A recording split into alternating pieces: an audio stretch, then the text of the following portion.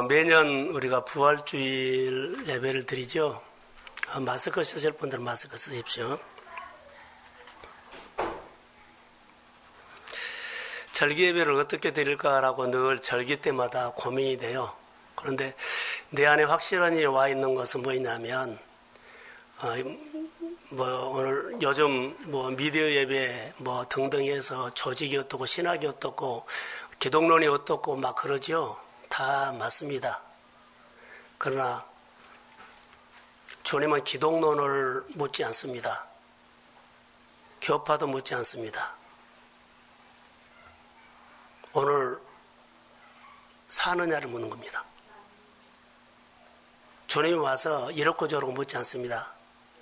살아나는 것을 믿느냐, 살아나는 나와 함께 사느냐, 이렇게 행함을 묻는 거지 기독론을 묻는 거 아닙니다. 이것을 전제로 던져놓고 하겠습니다. 다시 말하면 우리 신앙, 부활신앙의 숙제는 뭐냐라고 하면 사는 겁니다. 또 우리는 머리로 알고 지식으로 알고 학문으로 알고 다 아는데 딱 안 한 것이 사는 것만 안 합니다. 근데 이런 것들이 이런 삶을 하는데 여러분 보십시오. 다 교회 와서 안 한 것 없어요. 근데 듣고 순종만 안 한 거예요. 예배 형식 다 하잖아요. 다 하는데 뭐만 안 해요? 말씀을 듣고 순종만 하는 겁니다. 이것이 오늘 우리가 부활신 후사 하는 숙제라고 나는 봅니다.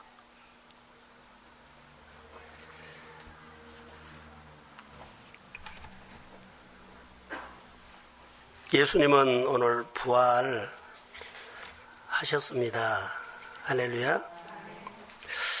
부활하셨는데 어떻게 본문을 열어갈까 지금 고민하다가 부활신앙을 사는 것이 숙제다. 다시 전제를 던져드리고 사람은 한 번 죽음의 길을 가면 다시 되돌아올 수 없습니다. 그런데 예수님은 다시 되돌아오셨다는 겁니다. 다시 살아나심으로 부활의 첫 열매가 된 줄로 믿습니다. 예수님은 단순히 윤리나 도덕적으로 좋은 선생님이 아니라 죽음에서 다시 살아나신 생명의 주님이심을 믿습니다. 자, 우리가 이렇게 보고 로마서 1장 4절을 한번 보여주실래요? 자, 앞에 한번 봅시다. 로마서입니다. 1장. 자, 시작.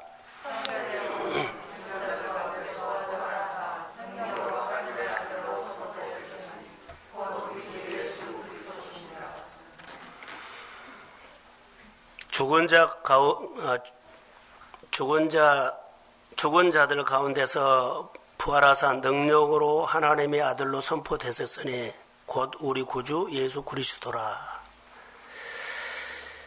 자, 우리 예수님은 죽은 자들 가운데서 다시 살아나심으로 하나님의 아들 만방에 선포하셨습니다.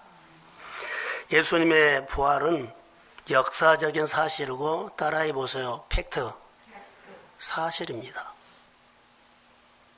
이수신 장군이 봤어요? 안 봤어요? 안 봤죠. 세종대왕은요. 근데 역사적인 증거로 통해서 알아요. 세종대왕은 한글을 보고 알죠. 우리 예수님의 부활은 안 봤어요. 그런데 성경의 역사로 성경을 통해서 우리는 믿어야 되죠. 아멘. 이것을 우리가 증거도 많고 증인들도 성경에 보면 많습니다. 오늘 본문에는 13절부터 쭉 보면 예수님이 십자가에 죽고 예수님의 제자였던 다른 제자들이 둘이가 예루살렘에서 엠마오로 내려가는 둘이 대화를 통해서 우리에게 던져준 메시지가 몇 개 있어요. 예루살렘에서 소리가 좀 큰 것 같아요. 예루살렘에서 엠마오로 가는데 키로수가 한 11km 정도 된답니다. 11km 정도 가는데 엠마오로 내려가는 그 여정에 두 제자가 예루살렘에서 일어난 사건들을 슬픈 마음을 가지고 내려가요. 같이 걸어가는 가운데 예수님이 언제 끼어든지를 모르지만 같이 가고 있었어요. 언제 끼어들었다가 없어요. 가는 중에 예수님이 그들과 함께 해요. 이것을 보면서 제자들이 예루살렘에서 엠마오로 내려가는데 걸어가는 인생의 여정에 예수님이 끼어든지 모르게 끼어든 것처럼 오늘 우리가 예수 믿고 우리가 인생을 사는 가운데 주님은 항상 우리 삶의 여정에 동행합니다. 그리고 그들의 대화 속에 언제 끼어든지 모르지만 개입하고 참여하면서 같이 대화를 해가요. 예수님은 우리의 일상생활에 직장이나 사업이나 가정이나 아이를 키우거나 노인을 섬기거나 우리 생활 속에서 여러 가지 많은 이야기를 나눌 때 주님은 우리 여정 속에 개입하시고 참여하십니다. 이 메시지를 먼저 던져준 것 같아요. 근데 우리는 혼자 살죠. 거기 두 제자들이 예수님이 함께 한 줄도 모르고 그렇게 여정에 같이 가는데 몰라요. 참여한지도 몰라요. 근데 어느 포인트가 있더라고요. 두 제자는 예수님이 누구인지를 분명히 몰라서 이유가 눈이 가려졌다. 그래서 예수님을 알아보지 못했다. 예수님이 왜 알아보지 못했을까 하면 여러 가지로 적용할 수 있지만 옆집 아저씨 같았어. 여러 평범한 사람들 중에 늘 본 사람 중에 한 사람처럼 보였어요. 그래서 알아보지 못하고 같이 가는 사람 중에 한 사람이구나라고 길을 가다가 만난 사람이다라고 생각이 들죠. 분명한 것은 눈이 가려져 보지 못하였다고 성경은 말합니다. 자, 부활, 저를 보세요. 부활이 뭐예요? 내 식으로, 우리 식으로 해석하겠습니다. 부활은 여러분 투병하셨죠? 자, 투병했는데 특별한 은혜로 내가 치료함을 받으면 새 사람이 된다고 합니다. 실패한 사람이 완전히 실패했어요. 근데 어느 날 하나님의 은혜를 입어서 회복됐어요. 자, 그렇게 불치병이나 투병하는 사람이 회복되면 전에하고 같이 살아야 돼요? 다르게 살아야 돼요? 예? 다르게 사는 것이 정상이에요. 실패한 사람이 어느 하나님이 축복을 줘가고 복을 받았어. 그러면은 옛날처럼 살아야 돼요? 다르게 살아야 돼요? 다르게 살아야 돼요. 이거 정상이에요. 그런데 우리는 다르게 안 살고 옛날처럼 살아요. 예수님이 부활하셨어요? 예수님은 부활하셨습니다. 부활하시고 오늘 우리에게 2020년에 오늘 4월 12일 날 오셨어요. 부활하셨어요. 주님이 저 십자가에서 죽으셨죠. 장사든지 되살아났죠. 그러면 죽기 전에 보는 세상이요, 새로운 세상이요. 바로 이거요. 예수님이 보는 세상은 새로운 우주요, 새로운 자연이요, 새로운 사람이요. 옛날에 이렇고 저렇고 했던 것들을 또 갖고 산다면 이 사람은 새로운 예수님의 생명으로 살지 않고 옛날 것 가지고 그대로 산 거예요. 부활신앙이라는 것은 바로 이런 겁니다. 예수님이 부활해서 그 전에 내가 죽기 전에 했던 거 다 가져와 봐라. 아니요. 한 말씀도 안 해요.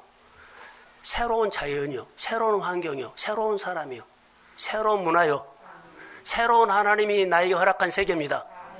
그러니까 우리가 부활신앙이라는 것은 이렇게 우리의 생활 속에서 실제로 해석해야 한다는 거. 고민을 많이 했죠. 부활을 어떻게 설명을 할까?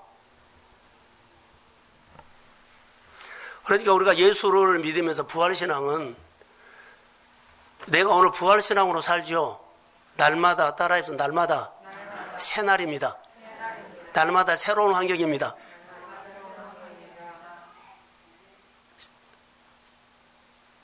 사람은 그 사람인데 내가 이 사람을 대하는 건 새롭게 대하는 거예요.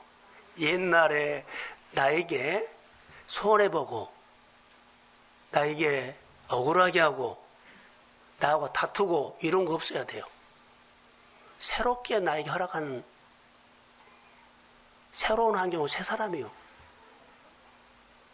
할렐루야. 우리가 거듭나고를 안 그렇다고 이렇게 달라진 겁니다. 이게 부활신앙이라는 것은 바로 새롭게 보는 겁니다. 2020년 오늘 부활의 주님을 오늘 예배 가운데 만나시기를 주의 이름으로 소원합니다. 자, 크게 아멘. 그래서 새롭게 좀 삽시다. 새롭게 산다는 것은 여러분이 달라져. 여러분의 앞에 미래가 소망이 있어. 부활의 소망이 있고 부활의 기대가 있고 부활의 생명의 역사가 있을 줄로 믿습니다. 이것이 내 사건이 되어야 한다는 거. 예수님이 부활하시고 그 사건을 모르고 눈이 감겨서 모르는 사람들이 두 사람이 우리요. 인생의 여정을 걸어가는 가운데 예수님께서 언제 끼어든지 모르게 예수 믿는 사람들의 옆에 와서 가장 가까이서 그렇게 가까이 할 수가 없어요. 그리고 대화를 해줘요. 말한 것마다 다 들어주고 받아주고 대답해줘요. 그런데 다 하는데 주님인 줄은 몰라. 내가 예수님만 받아들이고 만나면 내 가정에 내 자녀의 문제가 내가 만난 사건이 자녀가 만나고 내가 만난 가정의 문제가 기적 같은 하나님의 일들이 일어나게 됨을 믿습니다. 근데 나는 부활의 주님을 와서 만나는데 예수님이 죽기 전에 한 것처럼 옛날 것을 가지고 또 늘 대화해. 그러니까 주님은 오늘 말씀 가지고 오늘 시작이라고 하는데 우리는 오늘 들은 말씀은 순종하지 않죠. 그게 안 시작하고 옛날 것 가지고 늘 이렇게 살아. 한 번만 생각해 보십시오.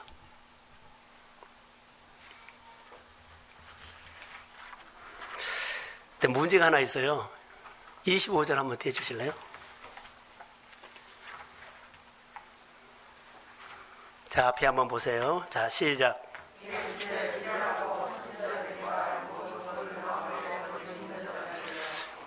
바로 이거요. 더디 믿는 것. 더디 믿는다. 알겠는데 오늘은 안 믿고 다음에 믿겠습니다. 이렇게 적용하면 무리가 있는지 몰라도 하여튼 오늘 말씀 듣고 오늘 살아야 되는데 그냥 알겠어요. 그러고는 오늘 믿지 않아 버려요. 더디 믿는 자. 많죠? 내 일이 많고 내가 할 일이 많고 내 생각이 있기 때문에 오늘 말씀 듣고 오늘 즉시 온전히 기쁘게 반응을 못하고 그냥 더디 믿어. 알겠어요. 해석이 맞는지는 모르지만 제가 묵상하다가 이렇게 했어요. 부활을 더디 믿는 자, 삶의 답답한 문제가 풀리지 않아요. 더디 믿으니까.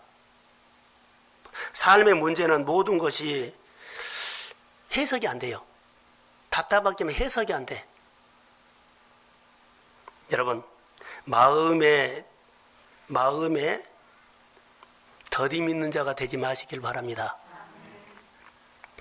마음에 더디 믿는 우리에게 예수님은 우리 삶의 여정에서 가장 가까이에서 동행해 주시고 옆에 있어요. 함께 해요. 내 고민도 내 아픔도 이 코로나 문제도 어디에도 주님은 함께 하고 있습니다. 함께 하고 있어요.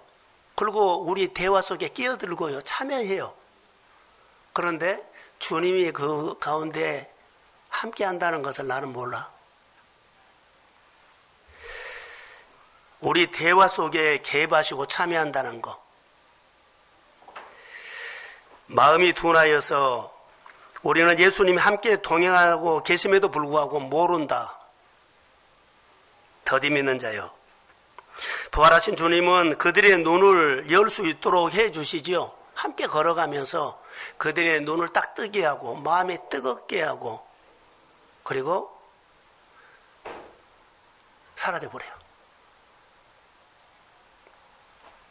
오늘 우리에게 부활의 생명으로 사는 사람은 다른 것이 하나 있어요. 위기 때 어떻게 갈까요? 부활 생명으로 사는 위기 때 가장 어렵다, 힘들다 할 때는요, 하나님 앞에 더 가까이 와요. 마음을 열고 길을 열고 가까이 와서 들으려고 해요. 이것이 부활 생명을 가는 사람들의 특징이에요.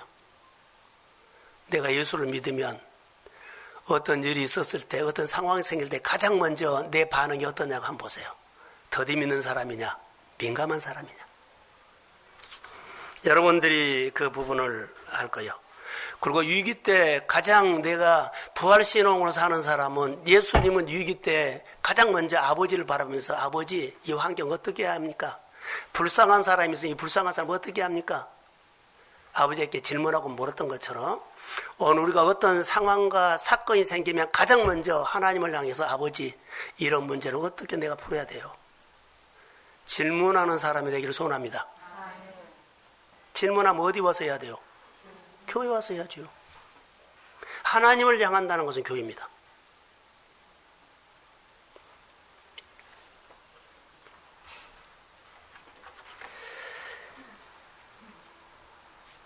내가 투병하는 얘기를 했죠. 자, 예수님의 부활신앙 가지고 우리와 함께 하시는데, 모든 것이 새로운 시작이라는 것을 기억하십시오. 삶에 대한 새로운 시각이라는 거. 부활신앙은 오늘 말씀 듣고 새로운 생각이 올라와. 눈을 열어주지요. 성령이 말씀을 조명해 줘서 내가 깨닫게 돼. 그리고 이따 적용하겠습니다만, 여러분 보세요. 여기 보면 예수님께서 말씀을 풀어줄 때 가슴이 뭐 있다? 뜨거웠다는 것이 뭐예요? 마음에 울림이 없는 가슴이었어요. 죽은 가슴. 그런데 마음이 울려. 다시 말하면 가슴이 뜨거웠다는 것은요, 우리가 눈을 열어주고 말씀을 들을 때, 오늘 설교를 들었는데 말씀을 듣는데 내 마음에 우러나오는 마음이 생겨. 그래서 예배 드리고 내가 하나님을 위해서 이러고 하고 싶다. 이렇게 살고 싶다. 이런 일을 행하고 싶다. 이것이 마음을 뜨거운 거, 울림이요, 살아난 거예요. 시켜서 하는 것이 아니에요. 여러분 예배 드리고 난 다음에 오늘 말씀을 들었는데 하나님을 향해서 내 마음에 울림, 그것은 자기밖에 몰라. 공동체가 이거 합시다가 아니요. 그거랑 아무 관계가 없어. 오늘 예배 드렸는데 주님 꼭 나에게 이런 감동을 줘서 나보다 꼭 하라는 것으로 마음에 울림이 왔어요. 반응하십시오. 이거 말씀을 풀어줄 때 이것이 회복돼. 그리고 이것은 누가 하신 거요? 성령께서 하겠다는 거요. 나보다 일한 거 아니요.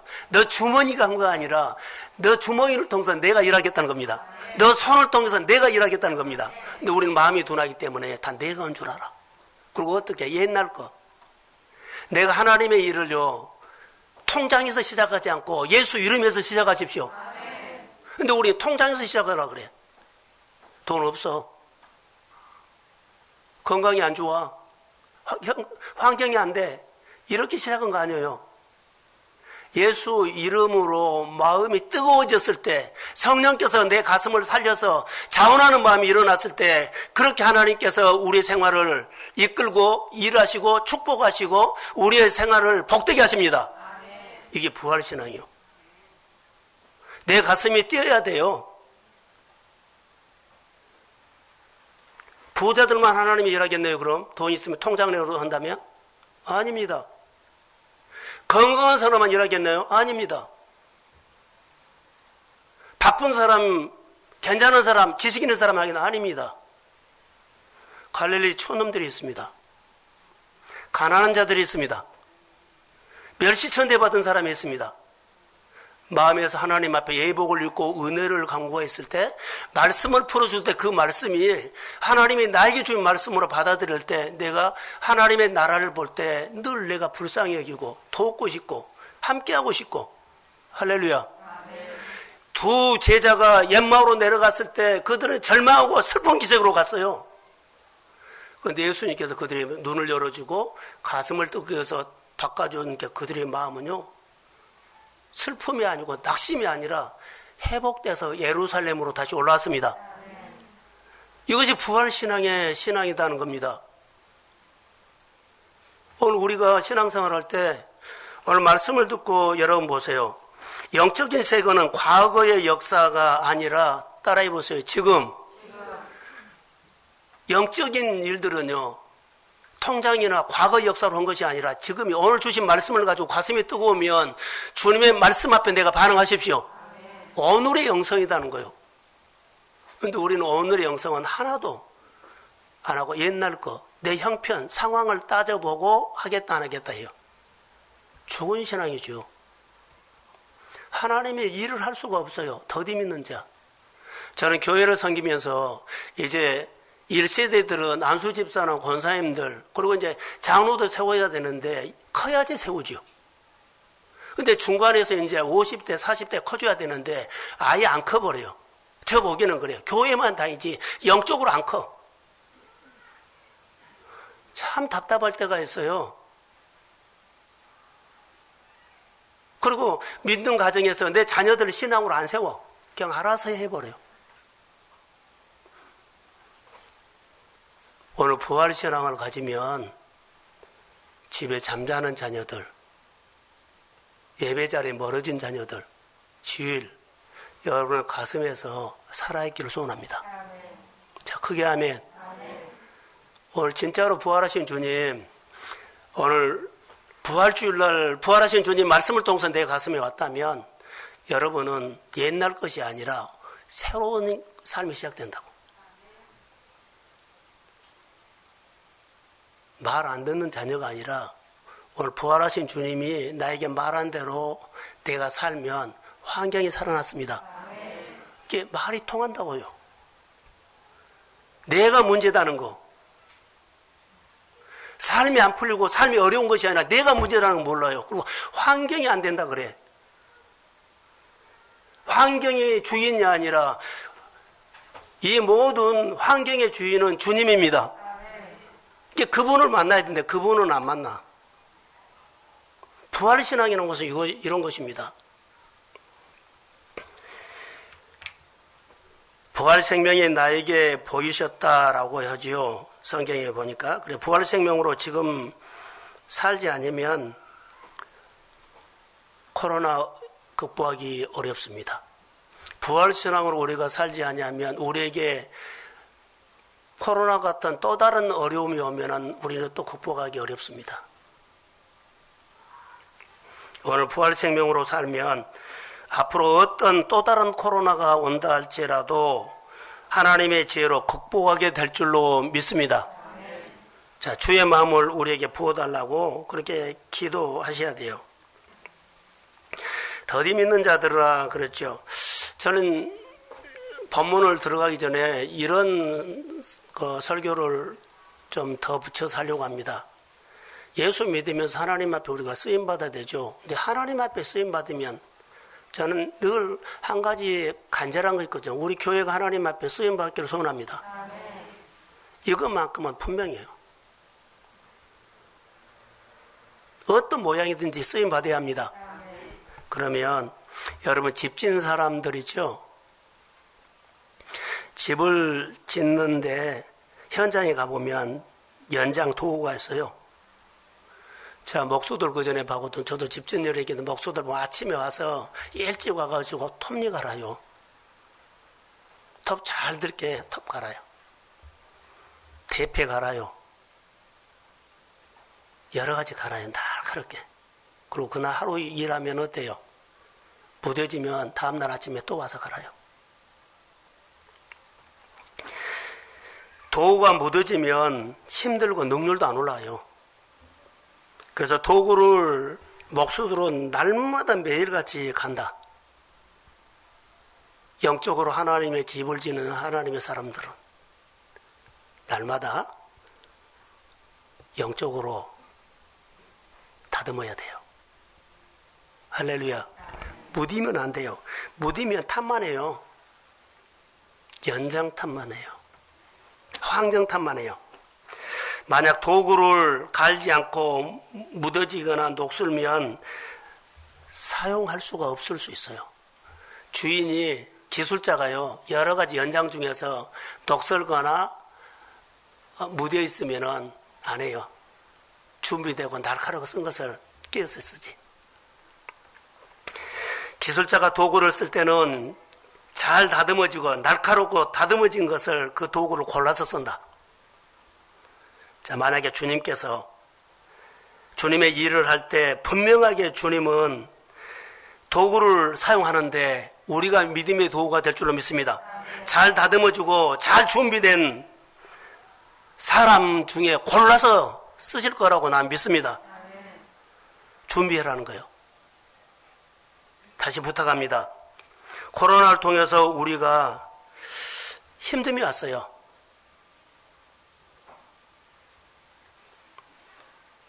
힘듦이 왔는데 힘듦이 왔을 때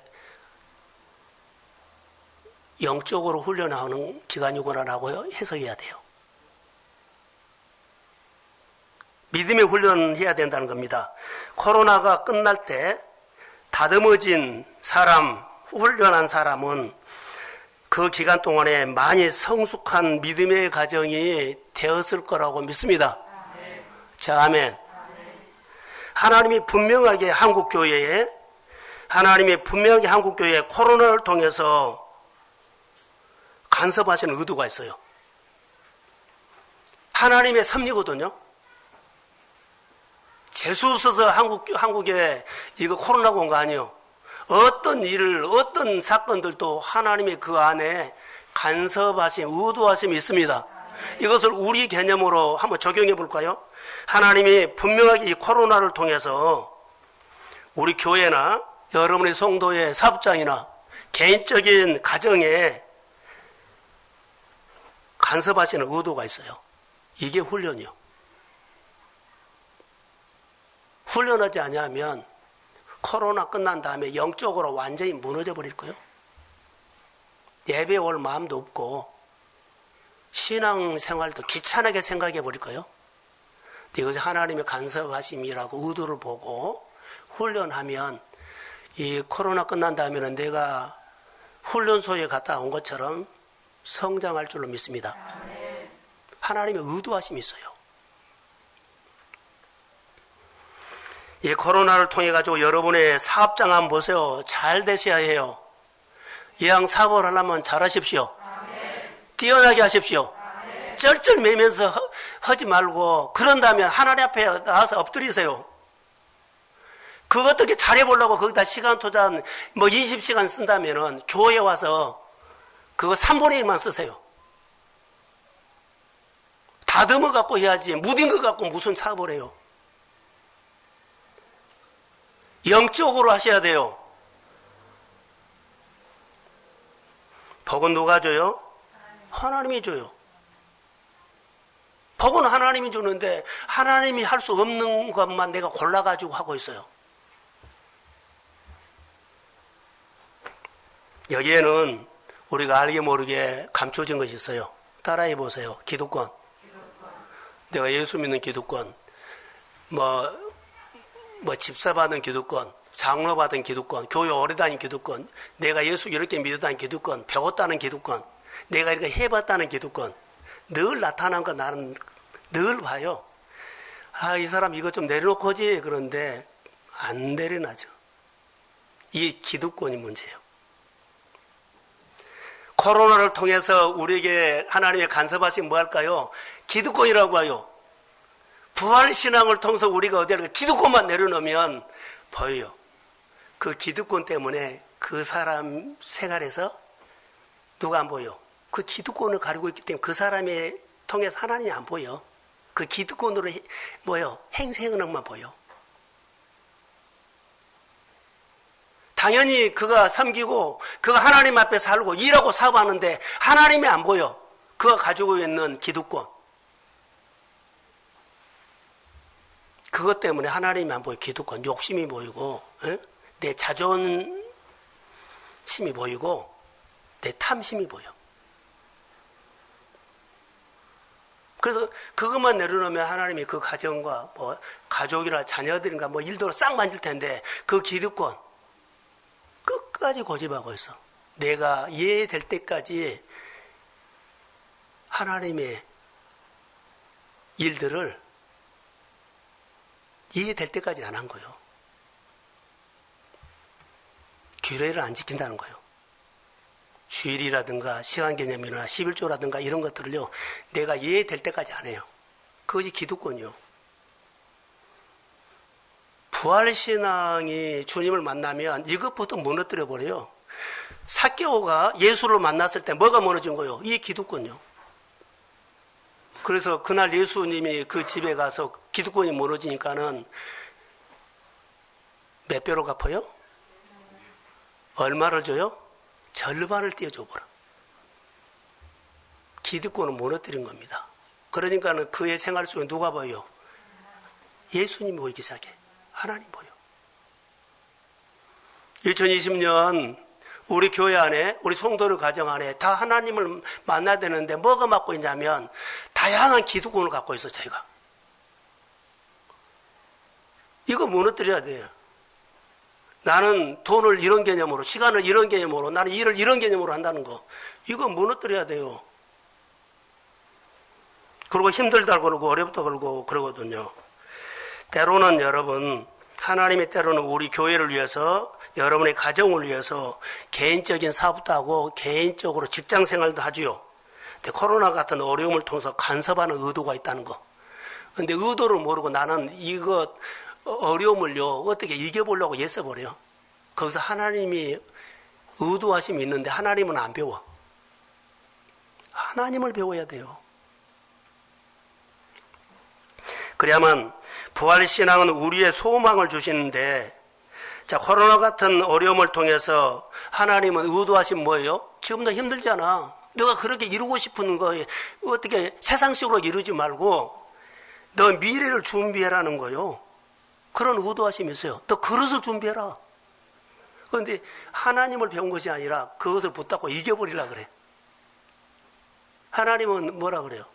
너 미래를 준비해서 믿음을 준비해라. 그릇을 준비해라. 성장해라. 이런 의도하심이 있는데 안 배워. 내 기득권을 가지고 버텨버려. 하나님은 우리의 어려움을 통해서, 답답한 일을 통해서 미래를 열어주고, 자, 준비시키면 기적을 주시려고 그러는데 준비를 안 해버려. 내 생각은 달라 해버려.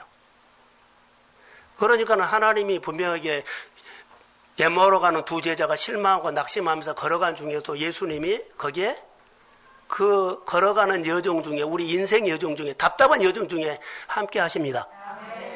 그리고 다 끼어드는데 뭐만 하냐? 말은 들어요. 설교도 들어요. 찬양도 하고 예배도 하고 해요. 그런데 듣고 안 살아버려. 더디 믿는 자들은 마음이 둔하고 기가 막고 눈이 어두운 자들라. 성경은 계속 우리에게 지금 말하고 있습니다. 사랑하는 성도 여러분, 오늘 본문에서 우리가 볼 수 있는 이제 메시지는, 자, 우리만 이렇게 안 믿은 것이 아니라 그때 당시에도 의심하는 자들이 있었어요. 그 당시에 예수를 믿어 의심하는 자들이 있는데 성경을 통해서 한번 근거를 보여드리겠습니다. 자, 마태복음 28장 16절과 17절.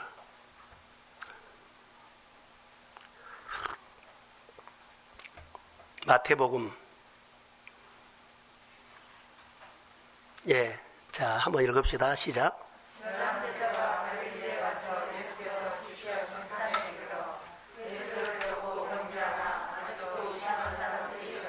의심하는 사람이 있었어요. 또 한 군데 볼까요? 마가복음 16장 10절과 11절. 자, 시작.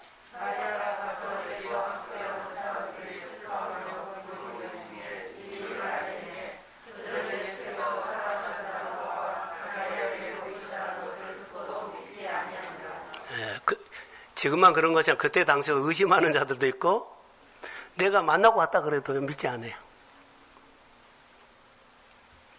믿는 자들이 되십시오. 중요한 것은 사실은 믿느냐 믿지 않느냐가 아니에요. 부활하신 주님이 내 생활에 오셔서 사망 권세를 이겼지요.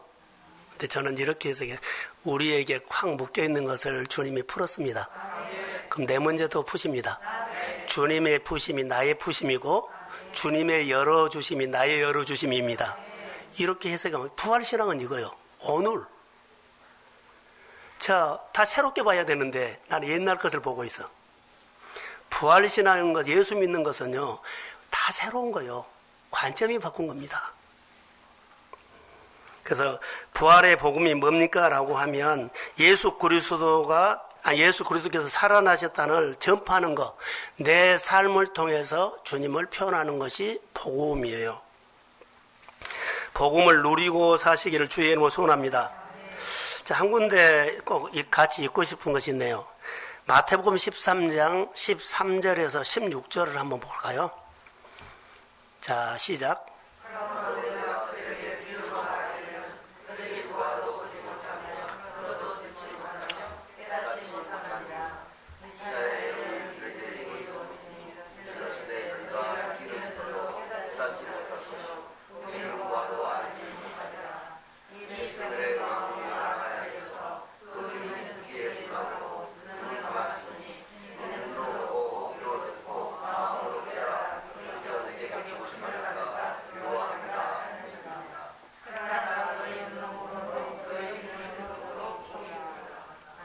(16절) 결론은 부활신앙으로 너희들이 이제 눈이 밝아져서 범으로 귀에 들음으로 뭐가 있다?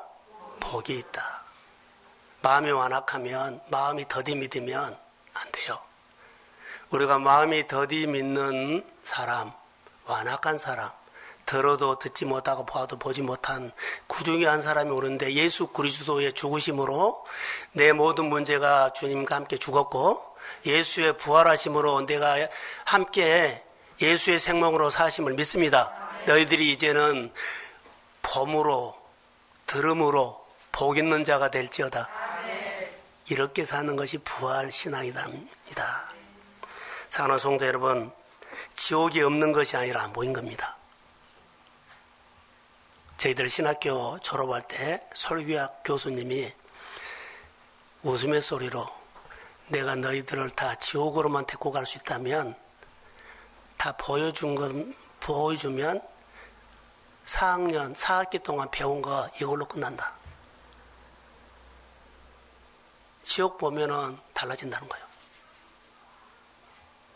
뭐 이렇게 신학이 어떠고 기독론이 어떠고 한 필요가 없다는 거예요. 딱 실제를 보여줘 버리면. 하늘나라가 없는 것이 아니라 안 보이는 겁니다. 임마누엘 되신 예수님께서 부활하신 주님을 같이 우리 여정 속에 같이 해도 나는 생각도 못해요. 성경을 안 보고 설교를 안 들고 그걸 안 믿으려 그래. 안 들으려 그래. 그렇게 사는 것이 우리예요. 그런데 우리는 또 학생들이나 자녀들에게 왜 그렇게 모르냐 안 배우냐 그러는데 사실 우리가 그러고 있어요. 그런데 24장 32절에 한번 띄워주세요. 자, 시작.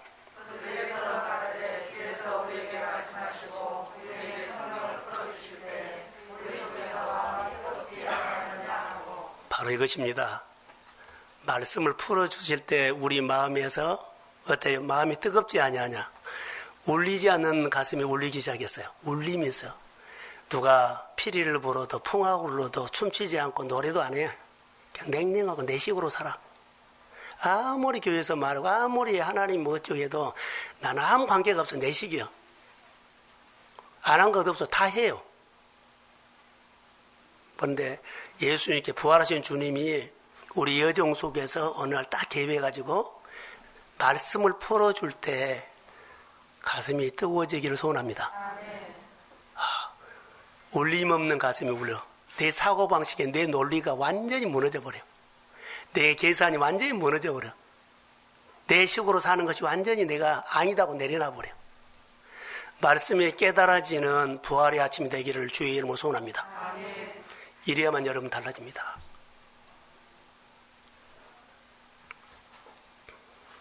그래서 말씀을 성령을 통해서 성령이 말씀을 조명해 줄 때 우리 마음이 깨달아지고 진동이 일어나고 울림이 있고 가슴이 뜨거워지고 내 마음에 감동이 생겨요. 하나님이 뭔가를 우러나오면 하고 싶은 얘기를 줘. 너 이거 해라. 이렇게 섬겨라. 이렇게 동역해라. 자, 이 마음이 어떤 마음이냐면 성전 묻지마에서 스며나오는 물이 이렇게 나와요. 성전 묻지마에서 스며나오는 마음에서 우러나오는 물이 흘러나와서 가는 곳곳마다 되살아난 일들이 있습니다. 그러니까 내 삶이 되살아난 것은 하나님의 말씀을 들을 때 내 마음의 성전에서 성령의 감동하심으로 내가 하나님을 위해서 하고 싶은 일이 일어났을 때 이걸로 통해서 일한다는 거. 의무가 아닙니다. 우러나온 거. 나에게 준 메시지입니다. 우리 교회 이 숫자여도 가슴에서 하나님을 위해서 이거 하고 싶은 얘기가 일어나면 우리 교회는 매주마다 하나님의 이야기가 풍성할 겁니다. 이것이 부활의 증인이고 부활의 간증입니다. 죽은 사람처럼 안 살았으면 좋을 것 같아요. 41절 한번 띄워주십시오.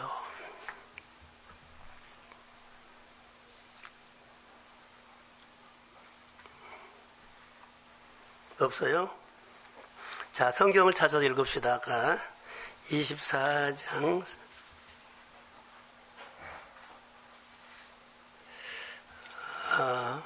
제가 다른 본문을 보겠습니다. 자, 우리가 예수를 믿으면서 엠마오로 가는 내려가는 제자들 예수님이 직접 만나 주셔서 눈을 열어주시고 마음을 뜨겁게 한 것처럼 우리 마음에 성령의 감동하심이 우리 가운데 체험되기를 주의 이름으로 소원합니다. 자, 두 번째로는 부활주일인데 부활주일을 기억이라는 겁니다. 메시지는 예수 부활이 나의 부활입니다. 메시아가 마리아를 통해서 이 세상에 오셨지만 내 마음에 오지 않는다면 나는 아무 관계가 없어요. 예수 그리스도가 온 세상에 구주로 오셨다 할지라도 내가 그분을 주님으로 모셔드리지 않으면 나와 아무 관계가 없어요. 오늘 예수님이 죽음을 이기고 부활하셨지만 내가 아직도 세상 상식으로 세상 가치관으로 이해하면 늘 그렇게 이해하려고 한다면 예수 부활은 나와 아무 관계가 없어요. 오늘 내가 설교를 들었죠. 예수님이 이렇다 그러죠. 그런데 늘 나는 이해하는 것이 세상식으로 얘기를 한다면 아무 관계가 없습니다. 예수님이 죽은 자 가운데서 다시 살아나서 잠자는 자들의 첫 열매가 되었습니다. 자, 저를 보세요. 적용하겠습니다. 첫 열매가 되었다면 두 번째 열매가 있고 세 번째 열매가 있을 겁니다. 근데 예수님이 혼자 부활하신 것이 아니라 모든 사람의 부활을 본보기로 첫 번째 열매가 된 줄로 믿습니다. 그럼 우리도 그렇게 부활한다는 거예요. 예수님께서 사망의 권세를 깨뜨렸다면 우리도 자 사망의 권세를 깨뜨립니다. 멈춰 있는 것을 움직이게 합니다. 안 된 것을 되게 합니다. 안 내려준 것이 이제 움직이게 합니다. 이런 권세라는 말이에요. 본보기로 한 겁니다. 우리는 안 된다고 그냥 무너뜨려 버리죠. 무너져 버리죠. 예수 부활은 사망의 권세를 깨뜨린 이 본보기는 그래서 첫 열매가 됐죠. 우리도 두 번째 열매, 세 번째 열매가 내 생활 속에서 안 되는 것을 되게 하고 닫힌 문을 열고 자 크게 하면 안 되는 것을 깨뜨려서 여십시오. 죽은 땅을 살리십시오. 결박을 푼다는 말이에요. 이것이 내 가정에서 늘 두 번째, 세 번째, 열 번째 쭉쭉 열매 있는 간증이 있기를 주의 이름으로 소원합니다. 그래서 예수 부활은 나의 부활이요. 예수 첫 열매는 나에게 이어지는 열매가 주렁주렁 맺기를 소원합니다. 그래서 예수님 혼자 사망의 권세를 깨뜨린 것이 아니라 모든 사람의 삶의 권세를 본보기로 해줬다는 거. 예수의 승리가 우리의 승리가 될 줄로 믿습니다. 건강 회복하십시오. 영적으로 일어나기를 소원합니다. 예수님이 우리 죄를 대신 짊어지시고 죽으신 십자가의 죽음이 우리의 죽음이라는 거. 내가 그리스도와 함께 십자가 못 박혀 난 이제는 내가 산 것이 내 안에 그리스도가 사심을 믿습니다. 이제 내가 주님과 함께 죽고 내가 사는 것은 예수의 생명으로 산 줄로 믿습니다. 예수 부활, 우리의 부활이 된다는 겁니다. 그래서 바울 사도는 목숨을 걸고 죽는 순간까지 사명을 전한 삶인데 거의 복음의 내용입니다. 부활하신 주님을 만난 이야기가 부활의 이야기고 복음의 이야기입니다. 목장 예배 드리면은 부활 얘기를 많이 하나요? 오늘 살았던 세상 얘기를 많이 하나요? 한번 얘기를 해보세요. 웃지 말고. 가끔 들으면은 부활 얘기는 조금이고 전부 다 일주일 동안 살았던 얘기를 해요. 또 그것도 주일날 본문을 가지고 나누라는 건데 본문하고는 아무 관계없는 것도 또 나눌 수도 있어요. 사랑하는 성도 여러분, 우리 교회는 일주일 살아야 할 주일날 본문이 있습니다. 이 본문을 가지고 또 보고 또 나누고 하십시오. 그러면 나누면 나눌수록 새로운 하나님이 네 안에 눈을 열어주시고 길을 열어주시고 내 삶을 생수가 솟아오른 것처럼 풍성하게 신선한 은혜를 주실 줄로 믿습니다. 그래서 나누면 나눌수록 이렇게 좋아요. 복음이란 부활하신 주님을 직접 만나서 눈이 밝아지고 울림이 없는 죽은 가슴에 울림이 있는 가슴으로 그리고 주를 위해서 내가 늘 배워가는 마음에 나만이 할 수 있는 우러나오는 생각들, 내 마음에서 생수가 터져서 올라온 거예요. 주님을 향해서. 우리 권사님 간증 있죠? 간증 있죠? 있어요. 다. 오늘 와서 목사님 이거 합시다 하는 사람들이 있어요. 이런 얘기가 많아야 돼요. 이것이 복음의 증인으로 사는 하나님의 기름 부음입니다. 자, 성경을 풀어주실 때 이렇게 했지요. 저는 막달라 마리아, 오늘 성경을 한번 보세요. 아침에 예배를 준비하면서 24장 23장 56절 55절부터 갈릴리에서 예수와 함께 온 여자들이 뒤따라 그 무덤과 그의 시체에 어떻게 되었는지를 보고 향품과 향유를 준비하더라 그랬어요. 자, 그들이 예수님이 무덤에 장사 지낸 것을 보고 돌아와가지고 향품과 뭐예요? 향유를 준비했더라. 24장 1절 시작. 안식 후 첫날 새벽에 이 여자들이 준비한 향품을 가지고 무덤에 가서 저희를 보세요. 이 성경을 통해서 가장 먼저 준비된 예배를 누가 드렸냐면 이 여자들이 드렸어요. 준비된 예배. 예복을 입고 준비된 예배. 우리는 지금 주일을 지키죠. 부활하신 주님의 날을 기념하는 것이 주기를 지키는 거예요. 지금 창조해가지고 7째 날을 한 것이 아니라 오늘 우리가 지키는 것은 부활하신 주님의 날을 지키는 겁니다. 이것이 주일입니다. 가장 먼저 누가 지켰어요? 여자들. 갈릴리에서 따라온 여자들이 뭘 준비했어요? 향품과 향유를 준비해가지고 드렸어요. 자, 이것을 보면서 이들이 준비한 것은 향품이고 향유였다. 예본 입었을까요? 안 입었을까요? 입었습니다. 준비한 것이 예봇입니다. 이들은 예봇을 입고 갔습니다.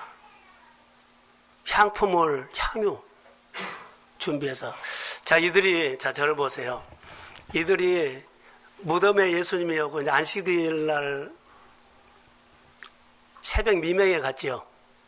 우리나라가 통금이 있었어요, 없어요? 통금이 해제하면 갈까요, 안 갈까요? 이들도 통금이 딱 해제하니까는 준비하다가 가장 먼저 간 거예요. 기다렸을까요? 기다리지 않았을까요? 통금이 해제하길 기다렸어요. 주일 예배를 이렇게 드려야 한다는 거. 마음에 딱 준비해가지고 주일날 준비된 마음으로 그렇게 와요. 얼마나 그들이 새벽 왔을까요? 기대하고 간 거예요. 제 얘기를 좀 하려고 합니다. 저는 가끔 신방을 해요. 목회를 이제 한 30년 했죠. 전도사부터 이렇게 쭉 하면서 제 안에 감동된 것이 있어요. 어느 날, 이렇게 가정에 가면 식사 대접하고, 그 때로는 교통비나 아니면 도서비나 해라고 좀 봉투를 좀 줄 때가 있어요. 근데 대개 보면은 새 돈을 넣어서 조금씩 넣어서 그렇게 목회자의 사역을 유로하고 힘을 줄 때가 있어요. 근데 어느 날 제가 봉투를 받고 와서 마음이 찡했어요. 어떤 돈일까요? 봉투에가 돈이 있었는데 많지는 않아요. 근데 내 마음에 찡했어요. 여기 울림이 왔어요. 그 돈을 내가 못 썼어요. 저를 보세요. 앞에 보세요. 돈이 많아서 적어서 아니에요. 제 안에 그 돈을 못 쓰겠더라고. 그날 그분이 장사나 사업이나 뭐 해가지고 구겨진 돈 하나하나 거기에 봉투에다가 담아놨더라고. 이분이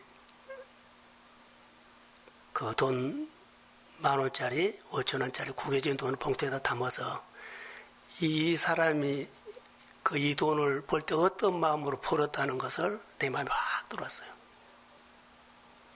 못 쓰겠더라고요.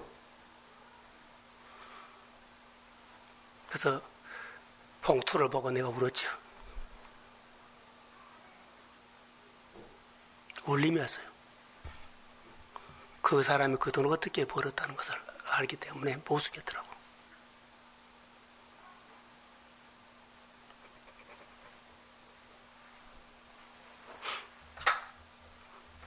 성경을 풀어줄 때 울림이 어떻게 올까요? 라고 하면 내가 생활 속에서 목회하면서 이런 것 중에 하나가 기겠구나라고 제가 설교를 준비하면서 내 생활에 목회하면서 경험된 것을 얘기한 거예요. 거기다 100만 원을 넣어주고 새 돈으로 빡빡해서 그래서 감동받은 거 아니에요. 그것을 딱 보는 순간 이 돈을 그분이 어떻게 벌었을까?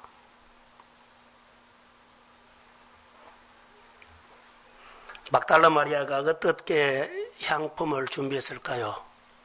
주님은 우리가 주님 전에 나와서 예배할 때 뭘 봐요? 액수 안 봐요. 폼 잡은 거 안 봐요. 기도권 내려놓고 섬기는 거 봐요.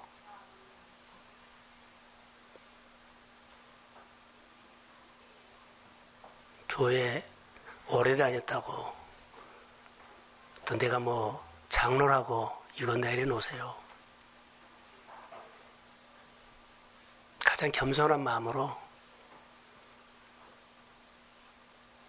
오셔야 돼요. 또 하나 더 보겠습니다. 시간 같지만 세 번째로 보면 부활을 믿는 것보다 더 중요한 것은 여러분 사는 겁니다. 소두에 말한 것처럼 사는 겁니다. 어떻게 사느냐? 부활하신 주님을 믿어도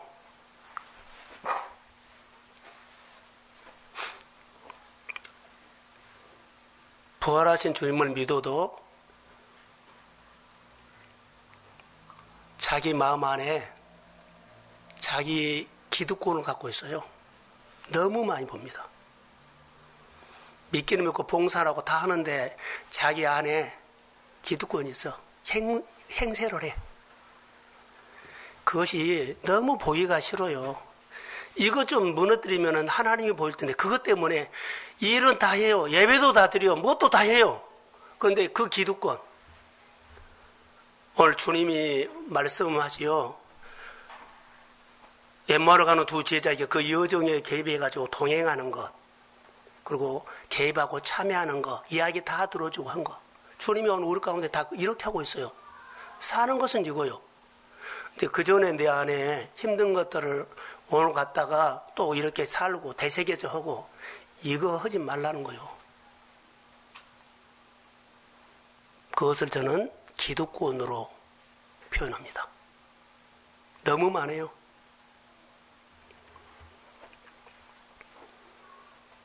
여기에 뭐가 걸려 있어요? 자기 자존심이 거기 걸려 있어요.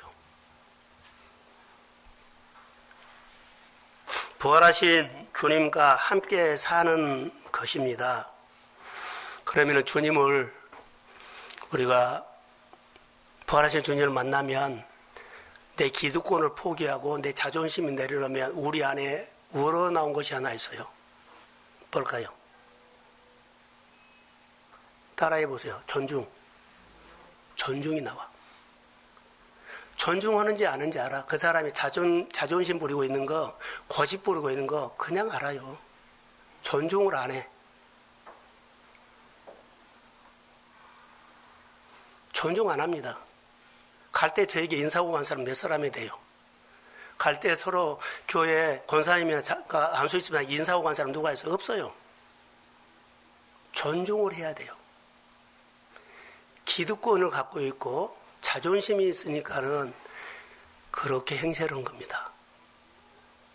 그러면 그리스도의 제자가 안 보여요. 다시 말합니다. 신앙은 가장 중심에 기독론이 쓴 것이 아니에요.